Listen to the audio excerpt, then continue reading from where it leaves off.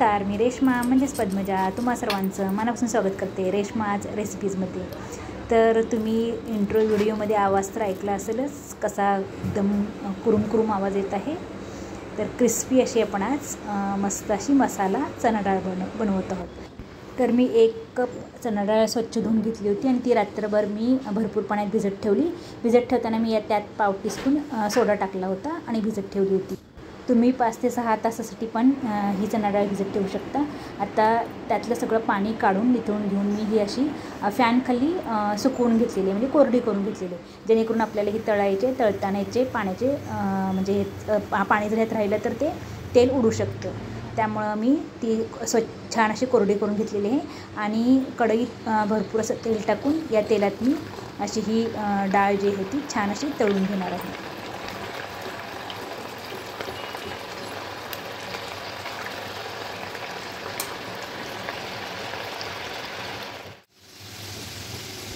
आता ही जशी ही डाळ आपण तळत जातो तशी ही हलकी होऊन अशी वरती येते।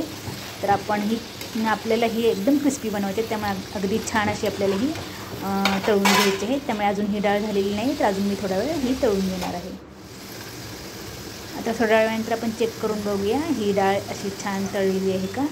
तर मी चेक करते, तर चेक करताना अशी एक डाळ उचलून नखाच्या साह्याने तुम्ही बघा, तर मध्ये थोडीशी ही डाळ मला कच्ची वाटते, म्हणजे मध्ये ही डाळ तळली गेलेली नाही आहे। वरून जरी ती अशी दिसत असेल तरी पण तळल्यासारखी, तरी पण ती मध्ये थोडीशी कच्ची आहे। मग अजून थोडा वेळ मी अशी एकसारखी हलवत ही डाळ तळणार आहे, म्हणजे सगळी जी डाळ आहे ही एकदम छान अशी एकसारखी तळली जाईल।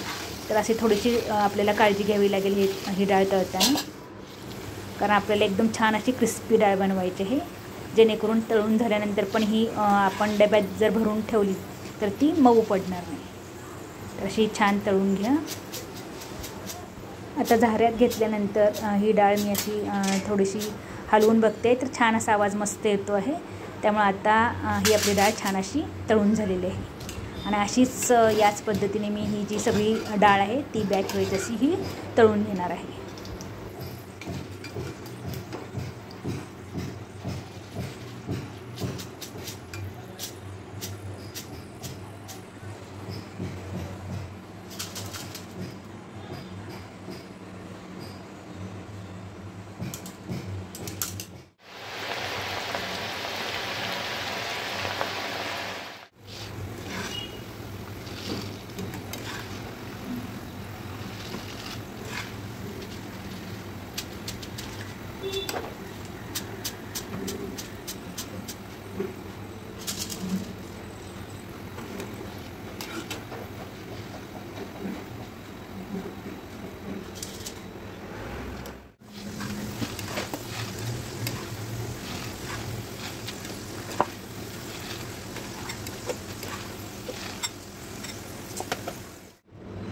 ही सगळी डाळ तळून झालेली आहे, ती मी एका चाळणीत अशी ठेवलेली आहे।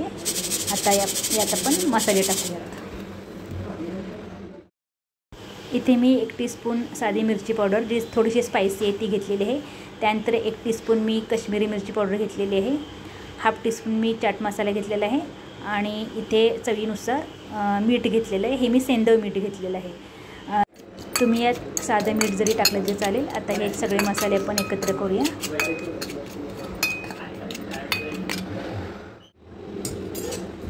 आणि हे एकत्र केलेले मसाले आपण या डाळीमध्ये टाकणार आहोत आणि छान असं व्यवस्थित मिक्स करून घेणार आहोत।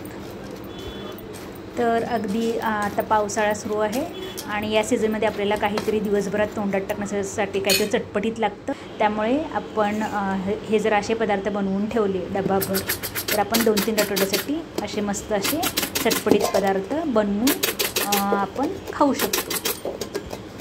तर नक्की तुम्ही पण या सीझनला ही अशी मस्त अशी चटपटीत चणा डाळ किंवा याला आपण खारी डाळ पण म्हणतो, नक्की बनवून बघा। चला तर मग परत पुन्हा भेटूयात अशाच एका चटपटीत झटपट होणाऱ्या रेसिपीसोबत।